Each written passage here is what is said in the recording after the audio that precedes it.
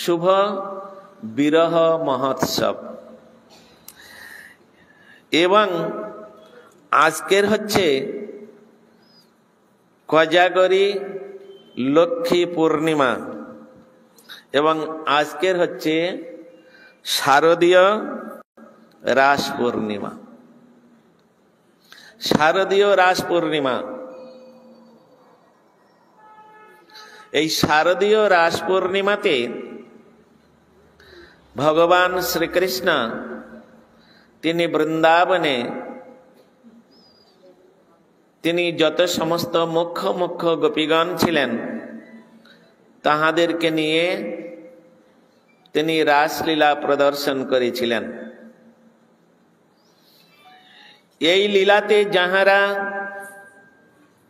প্রবেশ করার অধিকার পাননি, আজকের এই তিথিকে কেন্দ্র করে ভগবান কৃষ্ণচন্দ্র যে রাসলীলা করেছিলেন, সেই রাসলীলাতে যাহারা প্রবেশ করার অধিকার পাননি, রাসলীলাতে প্রবেশ করার যাহারা সুযোগ লাভ করতে পারেননি, ভগবানের আদিষ্ট হয়েই তাহারা 1 মাস যাবৎ ব্রত আচরণ করেছিলেন।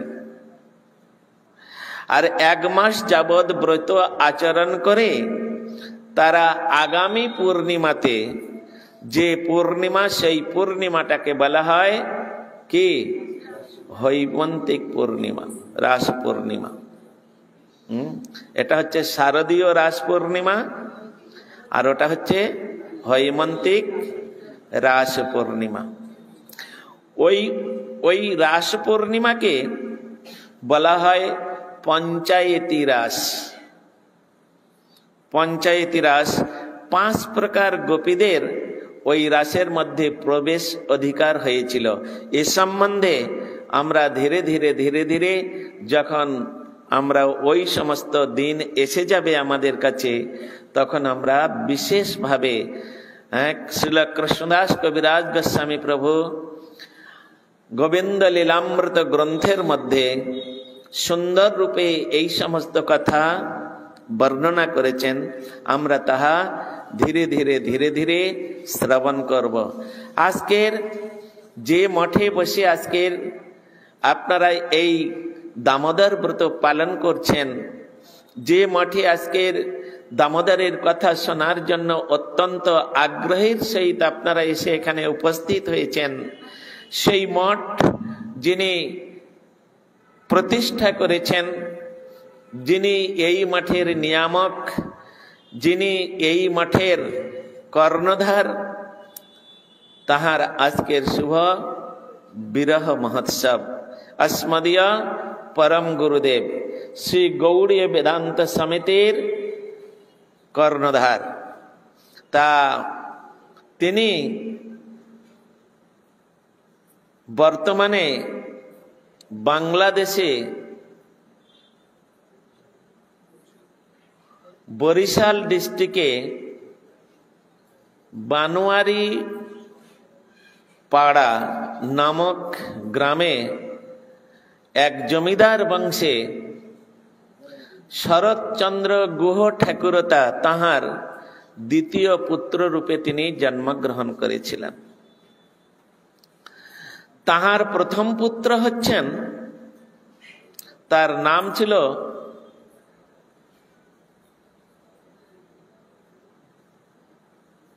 कुमुद बिहारी बाबू, कुमुद बिहारी। हाँ, अस्मदीय परम गुरुदेव ताहार बाड़ीते बाबा नाम रेखेছিলেন বিনোদ বিহারী। हाँ, ना बड़ो छेले छिलो प्रमोद बिहारी, मेजो छेले हच्छेन বিনোদ বিহারী और छोटो छेले हच्छेन कुमुद बिहारी। এই 3 ছেলে, तार मध्य 2 ছেলে হচ্ছে सन्यासी, प्रभुपादेर चरणाश्रित। ज्येष्ठ पुत्र प्रमोद बिहारी तिनी हच्छेन बागबाजार गौड़ीय मठेर प्रेसिडेंट छिलेन उडुलमी महाराज। भक्ति केवल ওডলেমি মহারাজ। বেদান্ত সমিতির প্রতিষ্ঠাক এবং নিয়ামক দ্বিতীয় পুত্র, যিনি ভক্তি প্রজ্ঞান কেশব গোস্বামী মহারাজ, তিনি হচ্ছেন শ্রী গৌড়ীয় বেদান্ত সমিতির প্রতিষ্ঠাক, নিয়ামক এবং সবকিছু প্রাণ পুরুষ তিনি। তা তিনি ছিলেন শরৎচন্দ্র গৃহ ঠাকুর তার দ্বিতীয় পুত্র।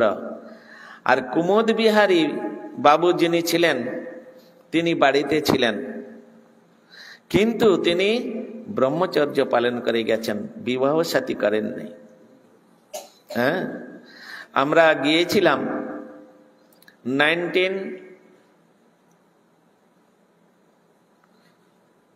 2008 সালে মনে হয় গিয়েছিলাম, 2008 সালে।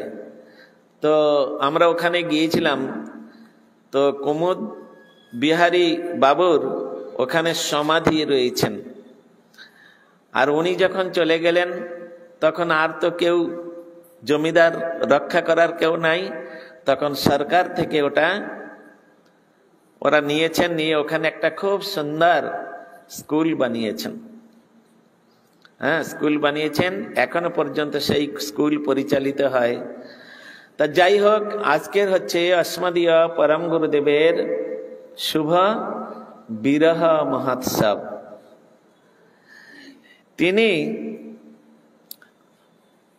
মাত্র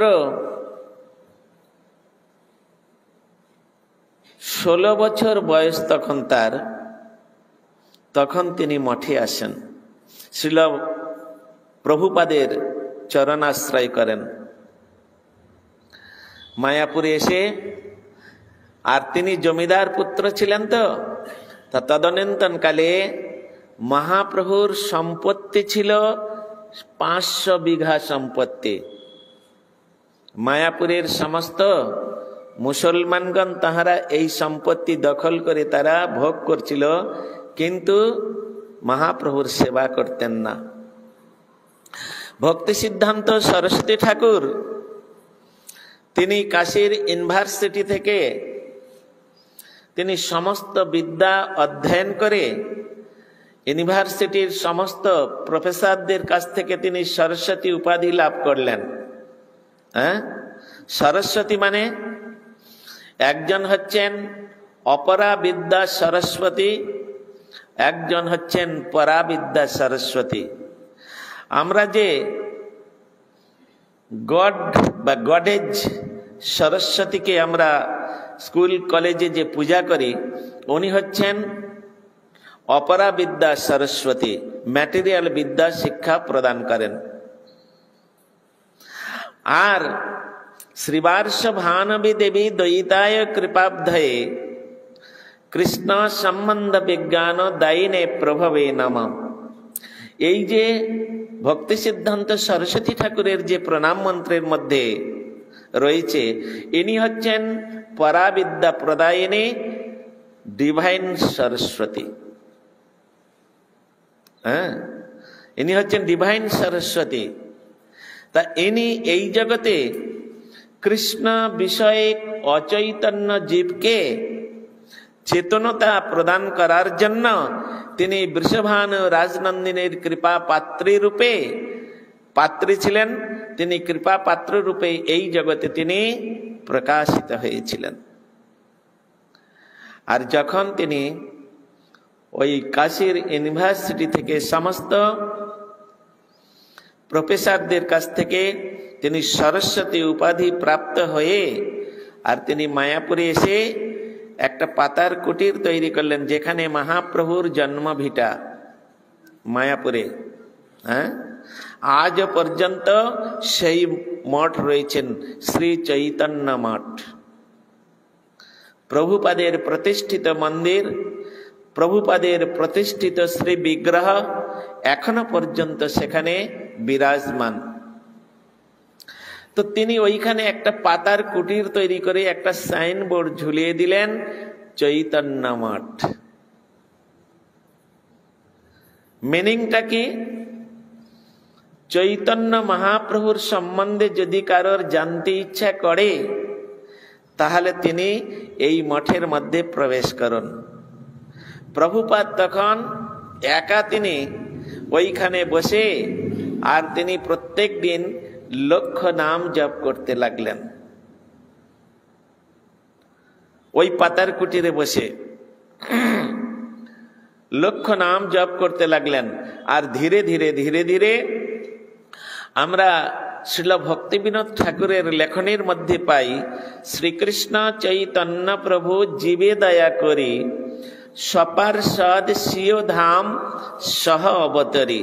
শ্রী চৈতন্য মহাপ্রভু যখন এই জগতে এসেছিলেন আজ থেকে 538 বৎসর পূর্বে, তখন তিনি সমস্ত তাহার পার্ষদদের নিয়ে এই জগতে তিনি আবির্ভূত হয়েছিলেন। গদাধর পণ্ডিত, অদ্বৈতাচার্য, নিত্যানন্দ প্রভু, শ্রীবাস পণ্ডিত, এনারা সকলেই হচ্ছেন মহাপ্রভুর নিত্য পার্ষদ। এরা ওই জগতের সমস্ত মহাপ্রভুর সকলেই এরা সখী স্বরূপা রূপে রাধারানীর সেবা করেন। শ্রী চৈতন্য মহাপ্রভু যদি তিনি রাধারানীর ভাব কান্তি অঙ্গের যদি অবতারী হন, তাহলে এই গদাধর পণ্ডিত ইনি হচ্ছেন স্বয়ং রাধারানীর ভাবের প্রতিমূর্তি স্বরূপা। নিত্যানন্দ প্রভু স্বয়ং বলদেব প্রভু তিনি। অদ্বৈতাচার্য কোথাও বলা আছেন তিনি মহাবিষ্ণুর অবতার, আবার কোথাও বলা আছেন তিনি সদাশিবের অবতার বলা আছে। তো সমস্ত ভক্ত বৃন্দকে নিয়ে যারা ট্রেনিং প্রাপ্ত, যারা অভিনয়ে খুব সিদ্ধহস্ত, তাহাদেরকে নিয়ে তিনি এই জগতে এসে লীলাবিলাস করলেন। তদ্রূপ যখন ভক্তি সিদ্ধান্ত সরস্বতী ঠাকুর তিনি এই জগতে আসছেন, তখন তাহার পার্ষদদের নিয়ে আসছেন। ঠিক সপার্ষদ সিওধাম সহ অবতারী, একেবারে এনারা হচ্ছে এক একজন শ্রীল প্রভুপাদের পার্ষদ। কে? এই ভক্তি প্রজ্ঞান কেশব গোস্বামী ঠাকুর, ভক্তিবিলাস তীর্থ গোস্বামী মহারাজ, ভক্তির হৃদয় বনদেব গোস্বামী মহারাজ, ভক্তি সারঙ্গ গোস্বামী মহারাজ, ভক্তি রক্ষক শ্রীধর গোস্বামী মহারাজ, এনারা সবাই প্রভুপাদের সব পার্ষদ। এনারা এক একজন দিকপাল। আর ওনারা যখন ধীরে ধীরে ধীরে ধীরে প্রভুপাদের ওই হরিনামের আকর্ষণ, হরিনাম গতকাল আমরা আলোচনা করেছি, গতকাল না গত পরশু, গত পরশু না গতকাল, গতকাল আমরা আলোচনা করেছি নাম চিন্তা মনে কৃষ্ণ চৈতন্য রস বিগ্রহ পূর্ণ শুদ্ধ নিত্য মুক্ত অভিন্ন ত্বৎ নাম নামেন। নাম করতে করতে যা চিন্তা করবেন, নাম হচ্ছেন চিন্তামণি, তিনি তাহাই ফল প্রদান করবেন। প্রভুপাদ তিনি 1 লক্ষ নাম জপ করছেন ওই মায়াপুরে গৌরের জন্ম ভিটার উপরে বসে, যেখানে চৈতন্য মহাপ্রভু তিনি হামাগুড়ি দিয়ে বেরিয়েছেন। যে মাটির উপরে চৈতন্য মহাপ্রভু ধুলায় গড়াগড়ি খেয়েছেন, আজ পর্যন্ত যে ধুলার উপরে মহাপ্রভুর চরণ স্পর্শিত ধুলা এখনো রয়েছে, সেই স্থানেতে একটি অপরূপ সুন্দর পাতার কুটির করে সেখানে একটি সাইনবোর্ড ঝুলিয়ে দিয়ে, আর সেই কুটিরে বসে তিনি লক্ষ নাম জপ করছেন আর চিন্তা করছেন, হে আমার চৈতন্য মহাপ্রভুর বাণী প্রচারের সহায়কগণ, আপনারা যেখানে আজ থাকেন, যে যেখানে জন্মগ্রহণ করেছেন, যে যেখানে অবতীর্ণ হয়েছেন, আপনারা সকলেই চলে আসুন। এখন মহাপ্রভুর কথা, মহাপ্রভুর বাণী প্রচারের সময় হয়ে গেছে। চিন্তা করছেন, হরিনাম করছেন। এইভাবে যখন তিনি চিন্তা করছেন, তখন চটাচট ঝটাঝট সব যেখানে যাহারা জন্মগ্রহণ করে, কোথায় বাংলাদেশ, কোথায় বাঁকুড়া, কোথায় বীরভূম, কোথায় এখানে, কোথায় ওখানে, কোথায় কলকাতায়, কোথায় কোথায় কোথায় কোথায় সব যত বড় বড় সমস্ত মহাপ্রভুপাদের পার্ষদগণ জন্মগ্রহণ করেছিলেন, আবির্ভূত হলেন, তারা ঝটাঝট সব চলে আসলেন। দেখুন কিরকম সব ইন্টারনাল কানেকশন, এইরকম ভাবে সব চলে আসলেন। আর তখন অস্মদীয় পরম গুরুদেব শ্রীল বিনোদ বিহারী, তখন নাম হলো ব্রহ্মচারী। বিনোদ বিহারী গুহ ঠাকুরতা তার টাইটেল ছিল। যখন তিনি শ্রীল প্রভুপাদের চরণে এসে প্রণত হলেন আর তার নিজজনকে দেখে তিনি সঙ্গে সঙ্গে তার নামকরণ করলেন, তাকে হরিনাম প্রদান করলেন। আর হরিনাম প্রদান করে তাকে নামকরণ করলেন বিনোদ বিহারী ব্রহ্মচারী। আর প্রভুপাদ তাহাকে আপনি বলে ডাকতেন না বা তুই বলে ডাকতেন না, তুমি শব্দ ব্যবহার করতেন। হ্যাঁ, আমার শুনেছি শ্রীল গুরুপাদ পদ্মের কাছে, শিক্ষা গুরুপাদ পদ্ম, দীক্ষা গুরুপাদ পদ্মের কাছ থেকে আমরা শুনেছি যে প্রভুপাদ চৈতন্য মঠে দুইজনকে তুমি বলে ডাকতেন। দুইজনকে, একজন হচ্ছেন কুঞ্জ বিহারী ব্রহ্মচারী আর একজন হচ্ছেন বিনোদ বিহারী ব্রহ্মচারী। পরবর্তীকালে এই কুঞ্জ বিহারী ব্রহ্মচারী তিনি ভক্তিবিলাস তীর্থ গোস্বামী মহারাজের নামে পরিচিত হয়েছিলেন। প্রভুপাদের অপ্রকটের পরে যিনি চৈতন্য মঠের প্রেসিডেন্ট, সভাপতি বা প্রেসিডেন্ট রূপে তিনি আসন গ্রহণ করেছিলেন। আর দ্বিতীয় যিনি বিনোদ বিহারী ব্রহ্মচারী, তিনি প্রভুপাদের অপ্রকটের পরে তিনি ওইখান থেকে চলে আসলেন। প্রভুপাদের বিরহ সহ্য করতে না পেরে তিনি চিন্তা করলেন, এখানে প্রভুপাদ বসে ভজন করতেন, এখানে এই কাঁঠাল গাছ তলায় ইনি সবসময় ভজন করতেন এবং আমরা নিরন্তর ওনাকে এইখানে দর্শন করতাম। নানা রকম চিন্তা ভাবনা করে শ্রীল পরম গুরু মহারাজ তিনি চিন্তা করলেন, আমি এখানে থাকলে ওই স্মৃতিগুলো জাগরিত হবে আর আমি তাহার বিরহ বিচ্ছেদ সহ্য করতে পারবো না। তাই তিনি ওইখান থেকে চলে আসলেন, এসে শ্রীধাম নবদ্বীপে বর্তমান যেখানে শ্রী দেবানন্দ গৌড়ীয় মঠ, ওখানে দেবানন্দ পণ্ডিত নামে একজন ব্রাহ্মণ ছিলেন, তাহার ওইখানে তিনি সাধন ভজন করতেন। আর বাসুদেব বিপ্র বলে একজন ব্যক্তি ওখানে তিনি ভজন করতেন।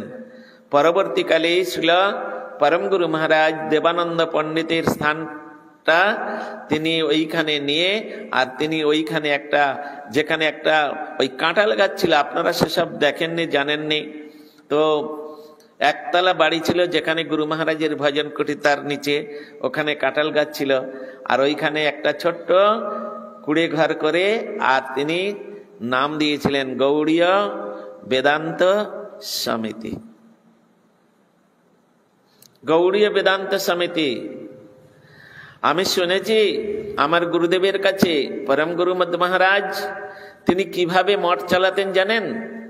কিভাবে এই মঠ তিনি পরিচালনা করতেন? তখন প্রচন্ড অভাব ছিল, কোন রকম ভাবে ভিক্ষা শিক্ষা করে অল্প একটু চাল ভিক্ষা হতো। আর সজনে পাতা গাছের, ওটা তো কিনতে লাগে না, হ্যাঁ, প্রচুর সজনে গাছ ছিল রাস্তার ধারে ধারে, সজনে পাতা পেড়ে আনতেন, পেড়ে এনে সজনে পাতা দিয়ে আর ওই চাল কটা সিদ্ধ করে খেয়ে, আর আগেকার শালিমার নারকেল তেলের কৌটা ছিল 200 গ্রাম না 250 গ্রামের, ওইটা ফুটো করে দিত।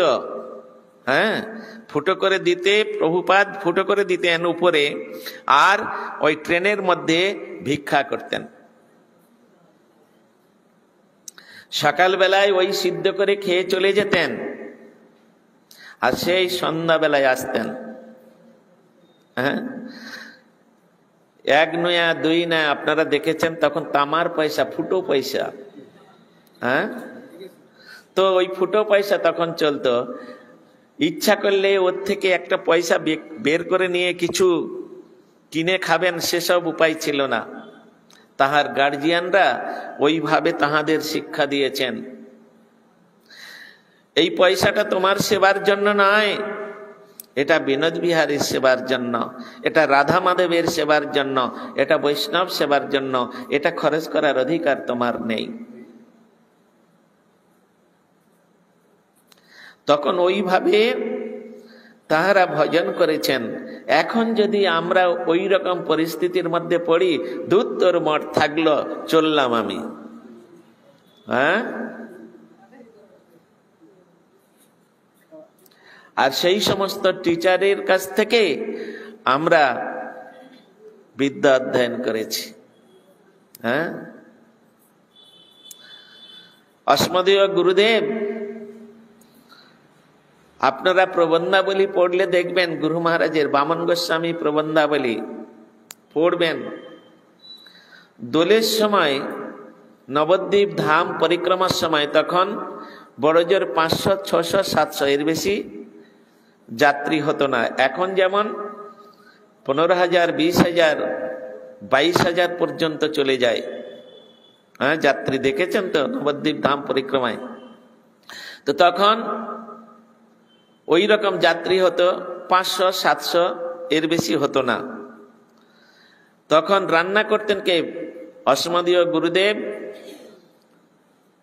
বামন গোস্বামী মহারাজ, তিনি রান্না করতেন। ত্রিবিক্রম মহারাজ ছিলেন ভান্ডারী, হ্যাঁ, আর নারায়ণ মহারাজ ছিলেন পরিচালক। গুরু মহারাজ পরম গুরুদেব, তিনি তো প্রেসিডেন্ট, তিনি তো সভাপতি বেদান্ত সমিতির, নিয়ামক, সবকিছু তিনি কর্ণধার। এই তিনজন হচ্ছে তিনটে পিলার স্বরূপ। তখন পূজ্যপাদ পর্যটক গোস্বামী মহারাজ মঠে আসেননি, সেই সময়ের কথা হচ্ছে, হ্যাঁ। গুরু মহারাজের এইরকম পরিক্রমার সময় 600-700 লোকের রান্না করতে হবে, কিন্তু গুরু মহারাজের তখন 103 জ্বর, তিনি শুয়ে আছেন। ত্রিবিক্রম মহারাজ পরম গুরু মহারাজের কাছে বলছেন, গুরু মহারাজ রান্না কে করবে? বলে, কেন, বামন কোথায়? বলে, তাহার তো খুব জ্বর, তিনি শুয়ে আছেন, এমন জ্বর আমি নিজে চোখে দেখে এলাম, তিনি রান্না করতে পারবেন না। তাহলে রান্না কে করবে? চলো তো দেখি কিরকম জ্বর। এই বলে পরম গুরু মহারাজ তিনি তার ভজন কুটির থেকে বের হয়ে, আর গুরু মহারাজ যে ঘরে শুয়েছিলেন সেই ঘরে গেলেন। আর যাবার সঙ্গে সঙ্গে গুরু মহারাজ উঠতে পারছেন না, 103 জ্বর, বুঝতে পারছেন তো, উঠতে পারছে না, কোন রকম প্রণাম করেছে। গুরু মহারাজ তার মাথায় হাত দিলেন, দেখলেন কপালে হাত দিয়ে কিরকম জ্বর। ও, এ তো তোমার খুব অল্প জ্বর, তুমি রান্না করতে পারবে, যাও যাও যাও রান্না করো। এখন অনেক ভক্তরা এসেছে, তাদের সম্মানের জন্য তোমাকে রান্না করতে হবে, তার জন্য যদি তুমি মৃত্যু মুখে পতিত হও আমার কষ্ট হবে না। কে বলছে? ভালো করে শুনুন। আচ্ছা, এই যে পরম গুরু মহারাজ তার উপরে যে বাক্যটা প্রয়োগ করলেন, এটা নিষ্ঠুরতা না আশীর্বাদ? কি করে হয়? আমি যদি আপনাদের ওই রকম ভাবে বলি, তাহলে আপনারা আশীর্বাদ বলে মেনে নেবেন তো? হ্যাঁ, তখন বলবো শ্রৌতি মহারাজের এত অহংকার, হ্যাঁ, ওর মুখ আমি আর দেখব না।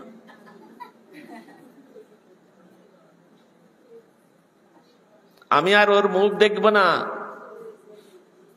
এইরকম বলে আমার শরীর খারাপ, হ্যাঁ, আর আমাকে এইরকম বলে। পরম গুরু মহারাজ তিনি গুরু মহারাজকে বললেন, ও, এ তো তোমার খুব অল্প জ্বর, এটা কিছুই নয়, যাও যাও, 500-700 লোক আমাদের দিকে তাকিয়ে এসেছে এখানে, আমাদের মুখ চেয়ে, তাদের সম্মান রক্ষার্থে তোমাকে রান্না করতে হবে, যাও রান্না করো।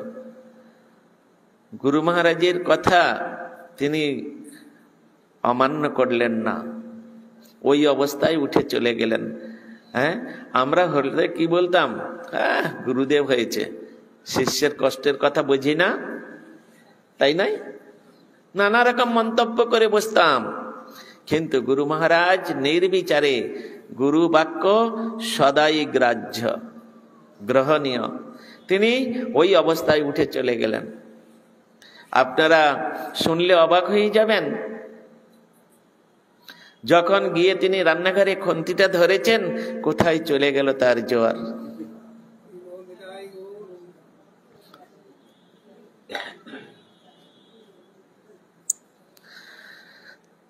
তাহার শরীরের সমস্ত ক্লান্তি সব দূরীভূত হয়ে গেল, হৃদয়ে আনন্দ হচ্ছে। এইরকম অবস্থায় তিনি রান্না করলেন, রান্না করে যথারীতি তিনি সব যাত্রীদের খাইয়ে টাইয়ে দিয়ে আর সবাই গিয়ে শুয়ে পড়েছেন। উনি তখন পরম গুরু মহারাজের কাছে গিয়েছেন, গিয়ে প্রণাম করছেন, বলছে কেমন আছো? পরম গুরু মহারাজ জিজ্ঞাসা করছেন কেমন আছো? বলে আপনার আশীর্বাদে আমি খুব ভালো আছি। বলে যাও কিছু খেয়ে বিশ্রাম করো। এই হচ্ছে মহামুক্ত পুরুষের আশীর্বাদ। হ্যাঁ, এরা হচ্ছে রাধারানীর অত্যন্ত কৃপা পাত্র। এনারা কখন কাকে কিভাবে কৃপা করবেন এটা বোঝা মুশকিল।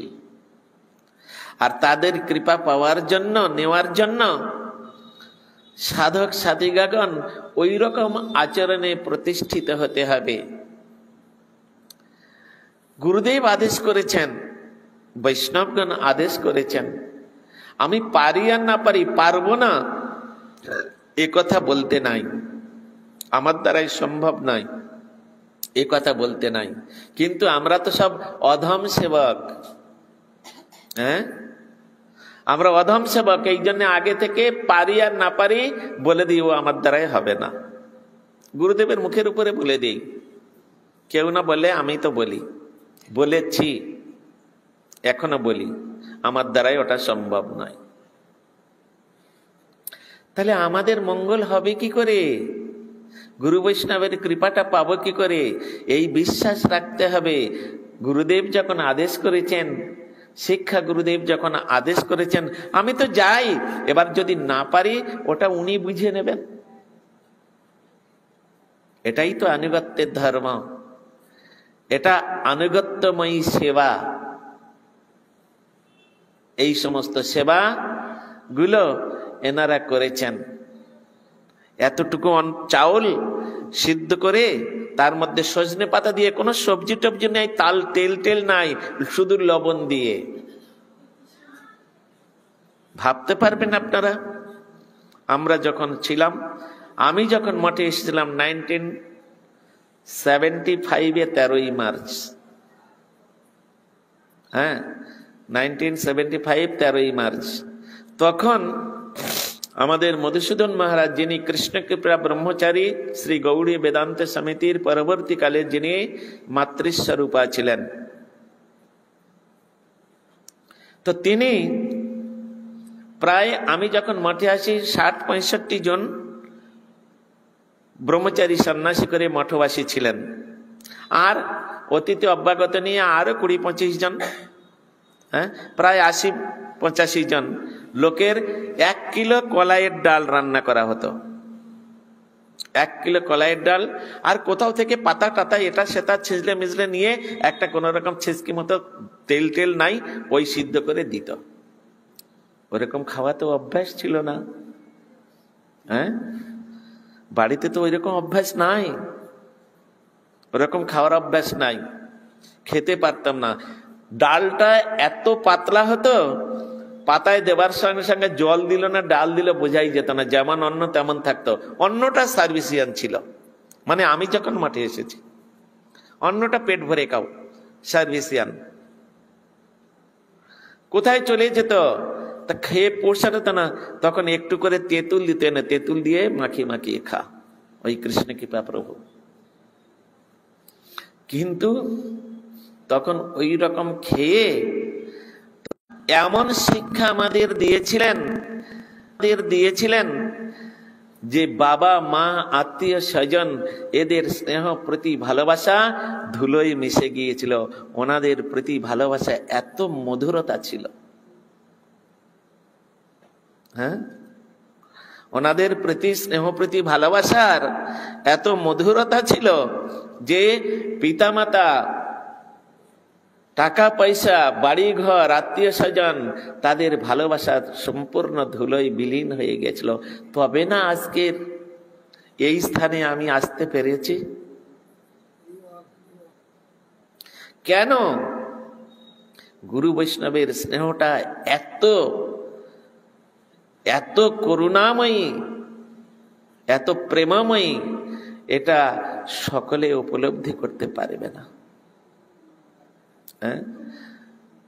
এই জন্য ওনারা সবাই অপ্রাকৃত জগতের লোক, ওরা সবাই ডিভাইন টিচার। তখন মঠের মধ্যে কত আনন্দ, কত স্নেহ, কত প্রীতি, কত ভালোবাসা,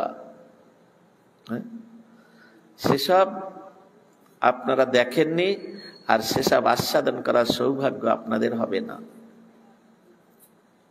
এখন মঠে যে পরিস্থিতি, সেই পরিস্থিতির মধ্যে কোনো যদি স্টুডেন্ট আসে, সে দুদিন মঠে বাস করতে পারবে না, আর তাদের পারার ইচ্ছাও নেই, থাকার ইচ্ছাও নেই। কেন? তারা মনে করছে মঠে যাবো মানে খুব একেবারে eat and drink be merry, খুব ভালো করে একেবারে খাবো দাবো, মজা করব, হ্যাঁ, এই তাদের। সেখানে যদি কিছু ত্রুটি হয়ে যায় তখন,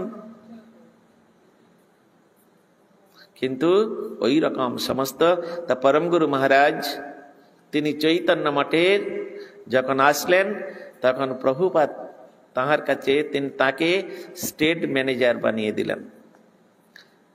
স্টেট ম্যানেজার, তুমি মহাপ্রভুর সম্পত্তি কাগজ কলম দেখিয়ে সব বলেন, এই দেখো এরকম অবস্থা, তুমি কাগজ কলম দেখে সব ঠিক করো, মহাপ্রভুর সম্পত্তি সংরক্ষণ করতে হবে, হ্যাঁ, এই বলে তখন ছিল পরম গুরু মহারাজ প্রভুপাদকে বললেন, হ্যাঁ ওটা আমার তো জানা আছে, কিভাবে সম্পত্তি রক্ষা করতে হয় ওটা আমার জানা আছে, কারণ আমার বাবা নিজেই জমিদার, আর আমি সেই জমিদার বংশের ছেলে, বাবার সঙ্গে, আর 16 বছর বয়স, একদম টল ফিগার, ফর্সা ধপধপে, লম্বা চওড়া, একদম তপ্ত কাঞ্চন বরণ, এইরকম একদম সুপুরুষ, সুমহাপুরুষ, সুপুরুষ নয়, হ্যাঁ, একেবারে। তখন প্রভুপাদের কাছে আবদার করলেন, প্রভু, হে প্রভুপাদ, আপনি আমাকে একটা ঘোড়া কিনে দেবেন। প্রভুপাদ চিন্তা করলেন, পেটের ভাত জোটে না, হ্যাঁ, সজনে পাতা সিদ্ধ করে খেয়ে কোন রকম হরিনাম করছি, আর উনি আমার কাছে ঘোড়া চাইছেন। মনে মনে করছেন, বলছেন না, হ্যাঁ, মনে মনে করছেন। প্রভুপাদ চিন্তা করলেন, যে খায় চিনি তাকে যোগায় চিন্তামণি। প্রভুপাদের একজন খুব বড় ধনী শিষ্য ছিলেন, তাকে বললেন, বিনোদ একটা ঘোড়া চাইছে, তুমি কি দিতে পারবে? তখন আর কত দাম ছিল, হ্যাঁ, কিন্তু যত দাম হোক না কেন তার মূল্য ছিল, হ্যাঁ। যাই হোক, কোন রকম ভাবে তাকে একটা ঘোড়া কিনে দেওয়া হয়েছিল। আর ঘোড়ার পিঠে উঠে, আর জমিদার যেরকম ঘুরে বেড়ায় ওই রকম সমস্ত ঘুরছে। মুসলমানগণ তারা খেতি করছে, কেউ ধান রুইছে, কেউ ধান কাটছে, ইত্যাদি সমস্ত। ঘোড়া থেকে নেমে মাঠের আল ধরে যাচ্ছেন, আর দুটো মুসলমান ওই রকম ধান রুইছিল, না ধান কাটছিল মনে হয়। এই শোন, এদিকে আয়, এই জমিটা কার? বলে, তা তো আমরা জানি না, আমাদের পূর্বপুরুষ থেকে এটা আমরা খেতি করে চষে বসে খাই, আমরা খাচ্ছি, এদিকে আয় শোন, বলে দুজনকে ধরে এনে আপনারা দেখবেন এখনো সেই কাঁঠাল গাছটি রয়েছে, হ্যাঁ, যেটা প্রভুপাদের ভজন কুটির লেখা আছে, আর ভক্তিবিলাস তীর্থ গোস্বামী মহারাজের সমাধি মন্দির, তার কাছে একটা কাঁঠাল গাছ আছে। ওইখানে এনে দুজনকে কাঁঠাল গাছে বেঁধেছে, বেঁধে বেদ দিয়ে একটা সপাং সপাং করে 2-4 ঘা লাগিয়েছে। কিরে, হ্যাঁ, মহাপ্রভুর সম্পত্তি তোরা সব লুটে পুটে খাচ্ছিস, প্রভুকে কিছু দিতে হবে না? কালকের থেকে যদি তোরা এখানে কিছু না দিয়ে যাস প্রভুর সেবায়, তাহলে তোদের সবগুলোকে ওই খেতি ছাড়া করব।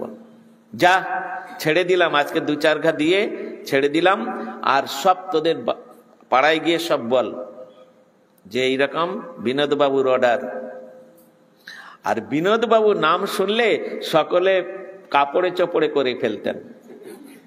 যদি বলেন বিনোদবাবু ডেকেছে, তাহলে তো তার হয়ে গেছে। হ্যাঁ, আজকের কপালে দুঃখ আছে।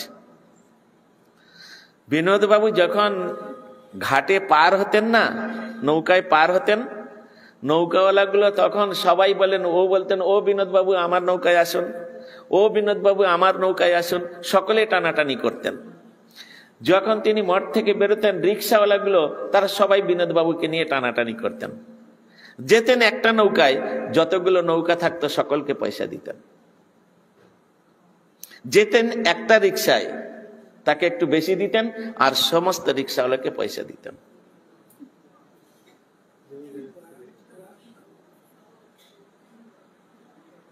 সেই বিনোদবাবু যদি কাউকে ডাকতেন, এই অমুককে ডেকে নিয়ে আয় তো, কাউকে পাঠিয়ে দেন, নিজে যেতেন না। ব্যাস গিয়ে সে বলতো বিনোদবাবু ডেকেছে, ব্যাস তার অবস্থা খারাপ। এখন ভালো তো জন্য ডাকতে পারে, ওসব চিন্তা, নেগেটিভটা আগে চিন্তা করে নিয়ে কাপড়ে চপড়ে করে ফেলতেন। হ্যাঁ, এইসব ব্যাপার। এইভাবে সেই দুটো মুসলমান তারা পাড়াতে গিয়ে বলে, জানিস বিনোদবাবু বলে একজন জমিদারের ছেলে এসেছে, হ্যাঁ, ভীষণ প্রভাব, ঘোড়াতে উঠে ঘুরে বেড়ায়, আর আমাদের দুজনের দেখ কিরকম মেরেছে, শিগগির চল কিছু দিয়ে আসি, তা নাহলে অবস্থা খারাপ। এই শুনে সব একবার ঝরঝর ঝরঝর করে প্রভুপাদের কাছে এসে কেউ 4 আনা, কেউ 2 আনা, কেউ 3 আনা, কেউ 1 আনা, এরকম সব দিয়ে যেতে লাগলো। হ্যাঁ, সব দিয়ে যেতে লাগলো। এই প্রভুপাদ ধীরে ধীরে ধীরে ধীরে তখন কি হলো, ওই যেখানে ইয়ে গাছ আছে দেখেছেন, প্রভুপাদের যে সমাধি মন্দির রয়েছে, আর ওদিকে চৈতন্য মঠের যে মন্দির, মাঝখানে গোলাপ বাগান আছে দেখেছেন? হ্যাঁ, ওইটা হচ্ছে কি মসজিদ, মানে নামাজ করার জায়গা, কি বলে ওটা, মসজিদ। তো ওই মসজিদ টসজিদ ওই রকম কিছু ছিল। হ্যাঁ, ওইখানে সমস্ত ওরা নামাজ করত। তা একদিন কি হয়েছে, উনি কি করেছেন, কিছু মানে বিনোদ বিহারী প্রভু তিনি কিছু ওই রাজমিস্ত্রি ডেকেছে, সিমেন্ট বালু ইট জোগাড় করে, আর ওইটা প্রাচীর দিয়ে ঘিরছে। মুসলমানেরা সব বড় বড় মুসলমানরা এসে বলছেন, বিনোদ বাবু, আরে এটা আপনি কি করছেন এখানে? এখানে আমরা তো নামাজ করি। বলে, হ্যাঁ, তোরা নামাজ তো করবি, তোদের জন্য তো এটা প্রোটেকশন দিয়ে দিচ্ছি, গরু ঢোকে, এটা ঢোকে, ওটা ঢোকে, তোদের পবিত্র জায়গা এটা, তোদের জন্য তো এটা করে দিচ্ছি। ওরা তো খুব খুশি হয়ে গেছে। হ্যাঁ, তাই নাকি? বিনোদবাবু আমাদের জন্য এরকম ভাবে, জমিদারের ছেলে তো, মহাপ্রভুর সম্পত্তি কি করে সংরক্ষণ করতে হয় ওটা সে তার মাথায় ভালোভাবে আছে।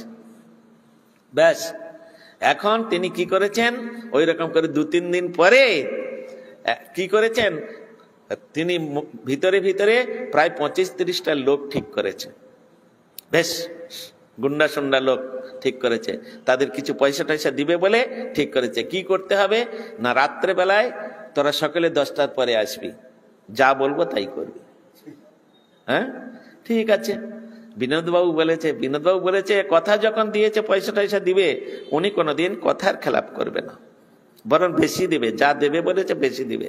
যদি কাজটা আমরা ঠিক মতো করে দিতে পারি বিনোদবাবুর কথা মতো, তাহলে আমরা অনেক কিছু পেয়ে যাব। এই বলে কি করেছেন, আর ওইখানেতে সব বড় বড় গর্ত খুলে, আগে তো ঘেরা টেরা হয়ে গেছে, গেট টেট লাগানো হয়ে গেছে, আর এবার সব বড় বড় আম গাছ, হ্যাঁ, তারপরে কাঁঠাল গাছ, তারপরে সুপারি গাছ, এটা সেটা নানা রকম সব গাছগুলো অন্য জায়গা থেকে গর্ত করে খুলে তুলে মাটি শুদ্ধ এইখানে এনে সব বসি টসি দিয়েছে। হ্যাঁ, দিয়ে একদম পুরো ফুলের বাগান টাগান দিয়ে এটা সেটা দিয়ে সাজিয়ে দিয়েছে। সকালে বেলায় এসে যখন মুসলমানরা ওখানে নামাজ পড়তে আসে, তখন ওরা দেখলো এটা কি হলো, এখানে এসব কেন? বিনোদবাবুর কাছে গিয়েছে, বিনোদবাবু এটা কি হলো? বলে কি হয়েছে? বলে এখানে এসব, কিন্তু বলে তাই তো থাকবে তো, এটা কবে গাছ আমি জানি নাকি? কেন? গাছগুলো এমন ভাবে বসিয়ে ঘাস টাস দিয়ে এমন ভাবে করে দিয়েছে, মনে হয় যেন এটা 2 বছর 3 বছর আগেকার বসানো। হ্যাঁ, 2 বছর 3 বছর। এই বলে ওরা তো আর ঢুকতে পারলো না। বিনোদবাবু বললেন এখানে একটা পা দিলে তোদের ঠ্যাং খোঁড়া করে দেবো, যা দেখি। তখন ওরা গিয়ে কৃষ্ণনগর থানায় ডায়েরি করে দিল, বিনোদবাবুর নামে ওয়ারেন্ট তুলে দিল। হ্যাঁ, বিনোদবাবুরকে ধরতে এসেছে, আর ওইখান থেকে পুলিশ আসতে তখন বলছেন আসুন স্যার আসুন। বিনোদবাবু বলছেন স্যার দেখুন ওরা বলছে আমরা এখানে নামাজ করি, এটা কি নামাজ করার জায়গা? দেখুন 3-4 বছরের গাছ সব এখানে রয়েছে, আর ওরা বলছে কালকে আমরা এখানে নামাজ করেছি, এটা হয় কোনোদিন? হ্যাঁ, ওরা তো অত দূর থেকে দেখছে, প্রাচীরের ওপার থেকে, ভিতরে তার ঢোকেনি, অত বুঝতে পারছে না।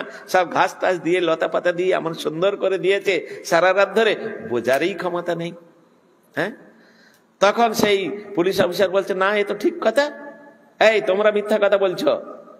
এই বলে সব কি হলো, ওই এমন ভাবে বিনোদবাবু বললেন, এখন রায়টা বিনোদবাবুর উপরে চলে আসলো, ওদের খারিজ করে দিল।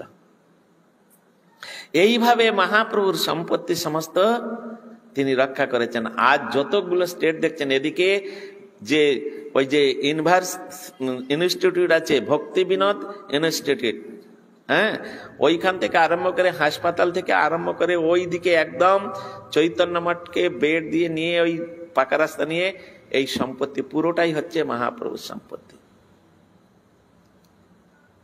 তো সব এখন চৈতন্য মঠের আন্ডারে আছে। হ্যাঁ, অদ্ভুত সুন্দর তাহার জীবনচরিত। স্বয়ং প্রভুপাদের সন্ন্যাস বেশটা তিনি ধারণ করলেন। কোন এক সময় নবদ্বীপে নগর সংকীর্তনে গিয়েছিলেন, শুনেছেন তো আপনারা। আর নগর সংকীর্তনে যেতে তিনি এমন বৈষ্ণব ধর্ম প্রচার করছিলেন, নবদ্বীপের সমস্ত বাবাজিগণ তারা চিন্তা করলেন এই বিনোদ বিহারী থাকতে আমাদের আর বাবাজিগিরি চলবে না, যেন তেন প্রকারে একে মারতে হবে। সব রেডি, একদম সব ইট পাটকেল লাঠি সোঁটা নিয়ে সব এখানে ওখানে লুকিয়ে আছে। যখন ওই কোলের ডাঙ্গার ওইদিকে যাবে, কুলিয়া গ্রাম পার হয়ে সব একসঙ্গে অ্যাটাক করব, এই বলে এখন বিনোদ বিহারী ব্রহ্মচারীর সঙ্গে আছে প্রভুপাদের। প্রভুপাদ ওরকম যাচ্ছেন, যেতে যেতে আর তখন বিনোদ বিহারী বুঝতে পেরেছেন, কেউ গিয়ে বিনোদ বিহারীকে বলেছে এই ঘটনা। তখন বিনোদ বিহারী প্রভুপাদকে বলছেন, প্রভুপাদ আপনি আপনার ওই সন্ন্যাস ড্রেসটা আমাকে দিন। বলে কেন? আমার ব্রহ্মচারী ড্রেসটা আপনি পরে নিন। বলে কেন বলো তো?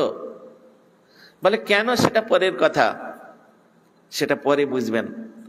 এই বলে তখন প্রভুপাদ কি করলেন, বিনোদ বিহারীর ড্রেসটা নিলেন, সাদা ড্রেস, আর ওনার সন্ন্যাস ড্রেস দিয়ে দিলেন। বিনোদ বিহারী ব্রহ্মচারী সেই প্রভুপাদের ড্রেস পরে আর হাতির পিঠে উঠে যেরকম এসেছিলেন প্রভুপাদ, উনি প্রভুপাদকে এক জায়গায় লুকিয়ে রেখে আর উনি সেই হাতির পিঠে উঠে চড়ে গেলেন। যখন যাচ্ছেন সব যারা মারবো টারবো বলে এসেছিলেন, তারা সব হা করে তাকিয়ে আছে, লাঠি হাতে আছে, ইট হাতে আছে, এটা সেটা হাতে আছে, প্রয়োগ করার আর ইচ্ছা যাচ্ছে না। ব্যাস তিনি চলে গেলেন। তারপর রাত্রেবেলায় বিনোদ বিহারী এসে প্রভুপাদকে নিয়ে চলে গেলেন। এইভাবে প্রভুপাদের প্রাণ রক্ষা করেছিলেন। হ্যাঁ, এখানে শিক্ষা দিলেন যে দেখো, গুরু পদে নিষ্ঠা থাকলে তার কোনোদিন বিনাশ হয় না। গুরুপাদ পদ্মে যার রহে নিষ্ঠা ভক্তি, জগৎ তারিতে সেই ধরে মহাশক্তি। এখানে শিক্ষা দিলেন। হ্যাঁ, এত সুন্দর সমস্ত বিচার। পরম গুরু মহারাজ তিনি সমস্ত মানে বৈষ্ণব জগতের অদ্ভুত ব্যাপার। এক সময় আপনারা শুনেছেন হয়তো, ওই যে কাঁঠাল গাছের কাছে ওইখানে বিনোদ বিহারী ব্রহ্মচারী ঠিক 5টার দিকে ঠ্যাঙের উপরে একেবারে মানে মখমলের ধুতি, শাহজাদা সেই কাপড়ের পাঞ্জাবি, জমিদার ছেলে তো, ওই রকম ভাবে পড়ে বসে, আর ইজি চেয়ার জানেন তো, একদম শুয়ে পড়া যায়, ওই রকম চেয়ারে বসে একটা ঠ্যাঙের উপরে ঠ্যাং দিয়ে হরিনাম করতেন। আর সব বড় বড় সব সন্ন্যাসীরা এসে তাকে প্রণাম করতেন। কলকাতা থেকে 2জন প্রফেসর এসেছিলেন। এসে তারা ওই ভাবটা দেখে তাদের মনে একটু শঙ্কা হলে, ইনি সাদা কাপড় ব্রহ্মচারী বসে আছেন, আর বড় বড় সন্ন্যাসীরা এসে একে প্রণাম করছে, ব্যাপার কি? এই বলে ওনারা আর ওনাকে কিছু বলেনি। প্রভুপাদের কাছে গিয়ে প্রণাম করে তখন বলছেন প্রভুপাদকে, প্রভুপাদ, ওখানে দেখলাম একজন ব্রহ্মচারী বসে আছেন, উনি কে? বলে কেন, কি হয়েছে? বড় বড় সন্ন্যাসীরা এসে ওনাকে প্রণাম করছেন, আর উনি ঠ্যাঙের উপরে ঠ্যাং দিয়ে হরিনাম করছেন, কে উনি? ও, প্রভুপাদ একটু হেসে বললেন, ঠিক আছে ঠিক আছে, ওনার সম্বন্ধে তোমরা শুধু এইটুকু জেনে রাখো, উনি এই চৈতন্য মঠের স্টেট ম্যানেজার, এটুকু জেনে রাখো।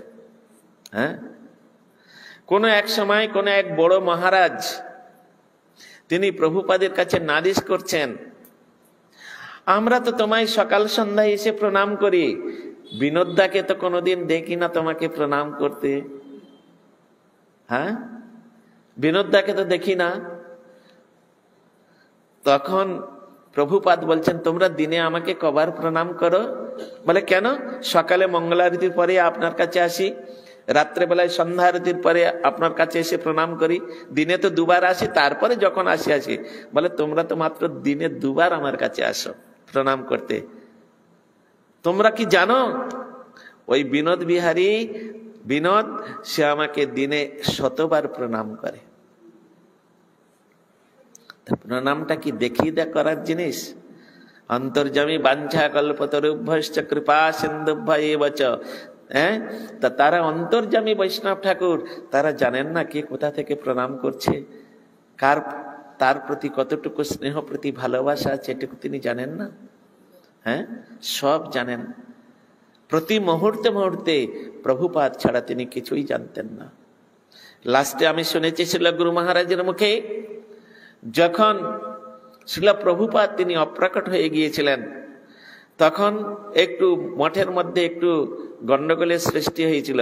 তো তিনি বলেছিলেন, পরম গুরু মহারাজ, ওই বিনোদ বিহারী ব্রহ্মচারী বলেছিলেন, পৃথিবীতে যত ধর্ম সংস্থা রয়েছে, যত সাধু সন্ত রয়েছে, সমস্ত সাধু সন্ত একদিকে, সমস্ত ধর্ম প্রতিষ্ঠান একদিকে, আর আমি আমার প্রভুপাদকে নিয়ে একদিকে। তার জন্য আমার প্রভুপাদকে কেন্দ্র করে, আমার প্রভুপাদকে আশ্রয় করে যদি আমাকে নরকে যেতে হয়, তাও আমি নরকে যাব, কিন্তু অন্য অন্য সমস্ত বৈষ্ণবকে সঙ্গ করে আমি বৈকুণ্ঠে যেতে রাজি নই। এই হচ্ছে গুরু নিষ্ঠা। এই হচ্ছে গুরু। গুরু চাতুর্মাস্য ব্রত করলেন, সারা জীবন তিনি যতদিন মঠে ছিলেন চাতুর্মাস্য ব্রত করে গেছেন, আর আমি সেই গুরুর শিষ্য হয়ে কুলাঙ্গার, আমি চাতুর্মাস্য ব্রত পালন করি না। এটা কি গুরু শিষ্যের পরিচয়? বলুন আপনারা। আমি চাতুর্মাস্য ব্রত করব না। চাতুর্মাস্য ব্রত যে নিয়ম আছে, সে নিয়ম আমি মানব না, মানি না। গুরুদেব তোমার প্রতি প্রসন্ন হবেন তো? আজ দেখুন কিরকম গুরু নিষ্ঠা। আমি নরকে যাব আমার প্রভুপাদকে আশ্রয় করে, কিন্তু অন্য বৈষ্ণবের নীতি আদর্শ তাহাদের সঙ্গ করে আমি বৈকুণ্ঠে যেতে চাই না। এই জন্য চৈতন্য চরিতামৃতের মধ্যে বললেন, এক অঙ্গ সাধেকেও সাধে বহু অঙ্গ, নিষ্ঠা হইতে উপজয় প্রেমের তরঙ্গ। হ্যাঁ, নিষ্ঠা না থাকলে ভজন হবে না, এটা জেনে রাখবেন। গুরুদেবের প্রতি নিষ্ঠা, সমিতির প্রতি নিষ্ঠা। আমার গুরুদেব যেখানে কোনোদিন চোখে দেখেনি যে জায়গাটা, আমার গুরুদেব যেখানে কোনো পদার্পণ করেননি, হ্যাঁ, সুতরাং সেইখানে নিয়ে মাতামাতি করব। কিন্তু গুরুদেবের যেখানে সমাধিস্থল, গুরুদেবের যেখানে ভজন কুটির, সেখানে যাব না। এটা কিরকম গুরুনিষ্ঠা আপনারাই বলুন, এটা কিরকম গুরুনিষ্ঠা? গুরুদেব থাকলে তিনি প্রসন্ন হতেন। আজ যদি তিনি প্রকট থাকতেন, তিনি কি প্রসন্ন হতেন?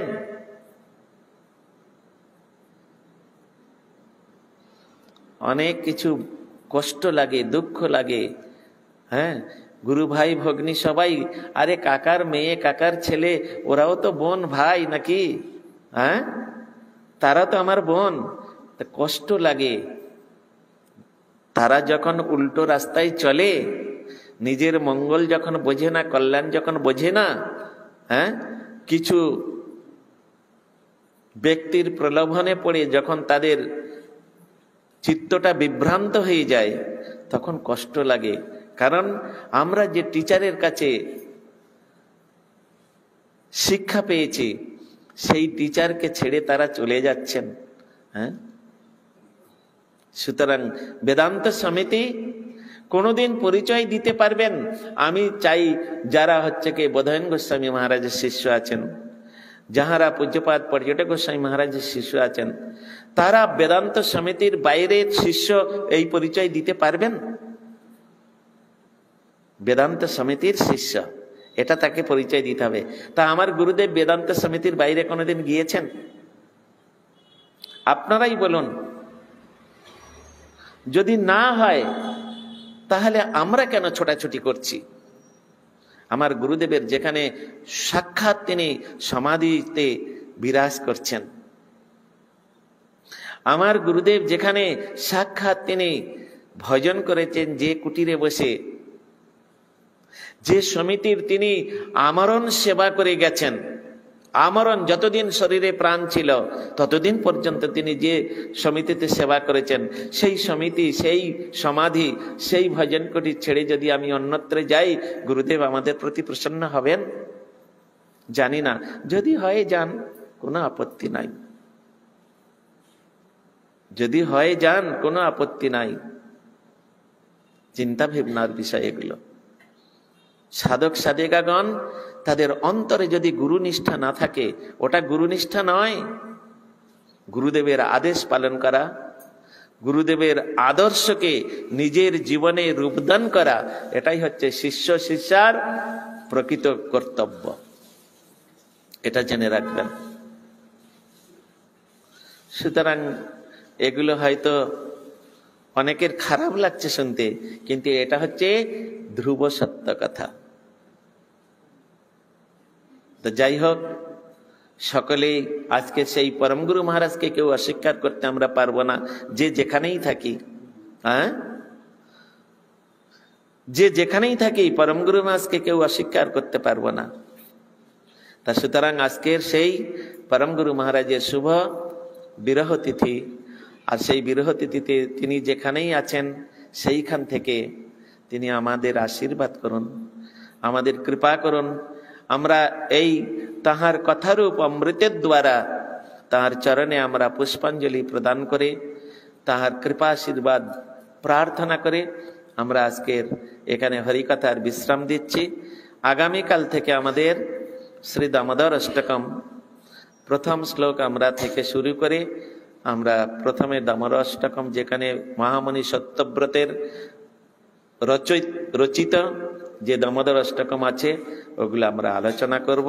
করতে করতে করতে করতে বিভিন্ন কথা শ্রীমদ্ ভাগবত, অন্যান্য শাস্ত্র গ্রন্থ থেকে, গীতা, ভাগবত, উপনিষদ, বেদ, পুরাণ ইত্যাদি সমস্ত থেকে আমরা ধীরে ধীরে ধীরে ধীরে ধীরে ধীরে এই ব্রত উদযাপন করব। বাঞ্ছা কল্পতরুভ্যশ্চ कृपा सिन्धुभ्यैव च पतितानं पावनेभ्यो वैष्णवेभ्यो नमो नमः। এইখানে রহিল গ্রন্থ অমৃত লহরী, প্রেমানন্দে বাহুতুলে বলো হরি হরি।